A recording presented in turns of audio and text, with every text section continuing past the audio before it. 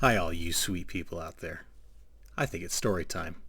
So I wanted to discuss with you guys how the business came to be, the idea and the real start of it. Me and the wife, we were out doing our rummage sale during the summer like we sometimes do. I was in the habit of buying and selling old items from yard sales, particularly video games. I was pretty good at picking them up, and I've got a pretty good collection now. But the idea was whatever I didn't want, I would sell, take that money, reinvest into my own little side hustle. It wasn't a real business yet, but that was kind of the idea, right? So we're in a new neighborhood that we've never been through before, and we're driving by this graveyard.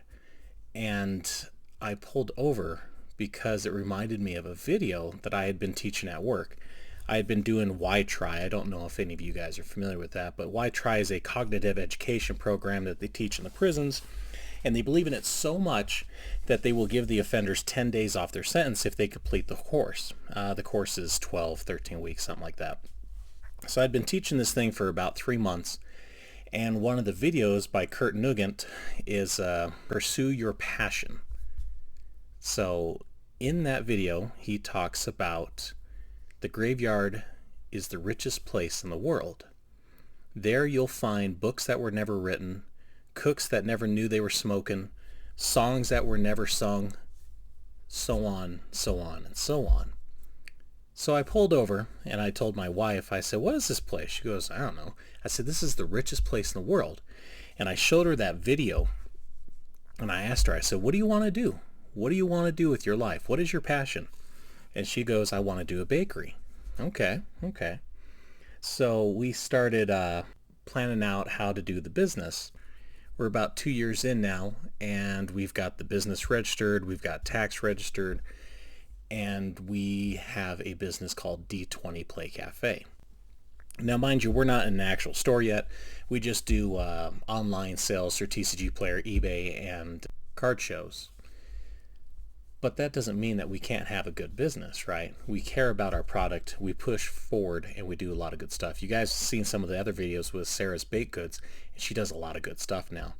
I remember it was just a couple of months into our new business, and it was Mother's Day, and I asked a lot of the people at work if they'd be interested in buying some for Mother's Day. And I sold 200 cake pops, and I absolutely floored my wife. She couldn't believe that we had that many orders. And she really busted. She really worked hard and she did it. She got it all done, all in time. They were absolutely delicious, even with special orders, such as some people wanted chocolate instead of just white cake. One person had to have a celiac controlled cake pops, basically no flour, right? Gluten-free.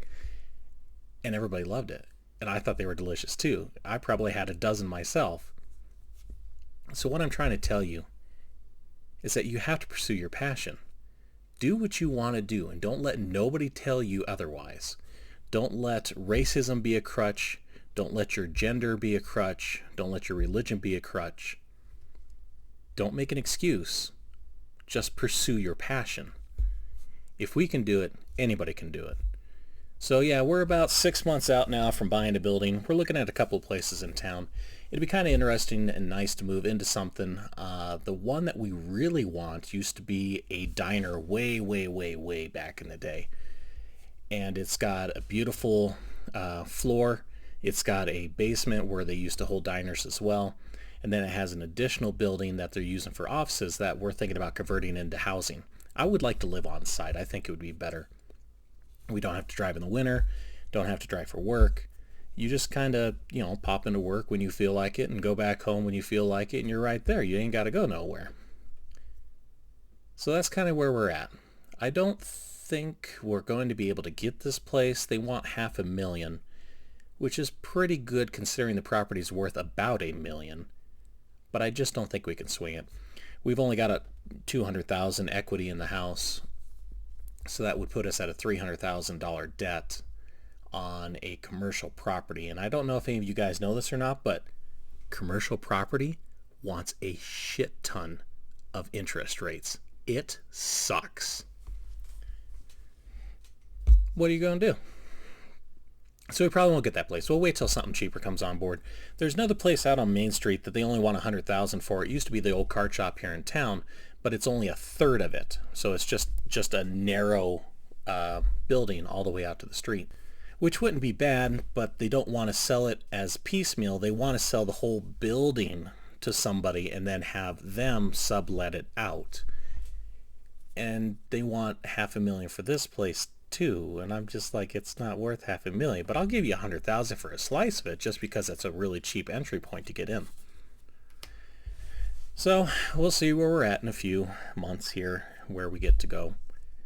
The other option is that I get Sarah to just flat retire and we just kind of work the business as we've been doing, just having her work on the bakery a little bit more full time.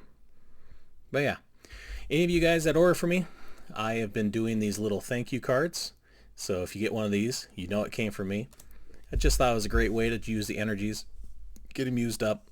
I just hate to throw away cards, even energies. It just bothers me. I don't like it. But all right, thanks guys. We'll see you tomorrow. We should be doing the Walmart run. We'll see what they got in stock, all right? Laters.